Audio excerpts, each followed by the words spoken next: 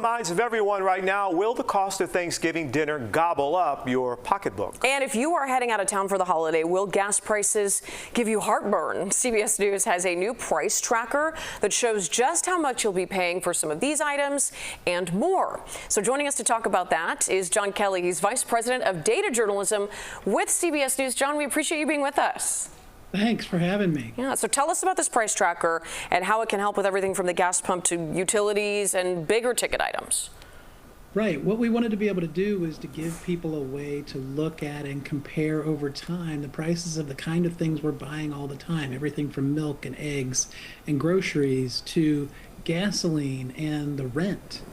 And so with this price tracker at cbsnews.com/prices, you can find the price of hundreds of regular kind of everyday items from the grocery store up to the general cost of housing, whether you're buying or renting. And in that case, you can even drill down to see how Chicago compares to other large cities across the country in terms of either buying a home or renting a home, and also localized data on the gas prices. From the data, John, what sector is getting hit the hardest by inflation? Is there any light at the end of the tunnel? I keep talking about food and rent. A lot of the food items, as we think about things like the sort of poster child of inflation right now, eggs, but also across milk, beef, bread, yogurt, the kind of things, that are staples of a lot of people's grocery list, have continued to be stubbornly high, up around 50% or more over just the last few years. And then the rent, particularly in Chicago, rents are up about 25%. The cost of over the last 5 years, the cost of purchasing the typical home in Chicago is up almost $100,000 to about $325,000 just in 5 years. Now, where there might be some relief in sight is, in the summer of 22 and then summer of 24, we saw gas in the region go up above $4. Everyone, I'm sure, remembers that. But it's been ticking its way back down in recent months and is down, edging toward $3. And on, the food front, there have been some things that have started to stabilize, fruits and vegetables in particular.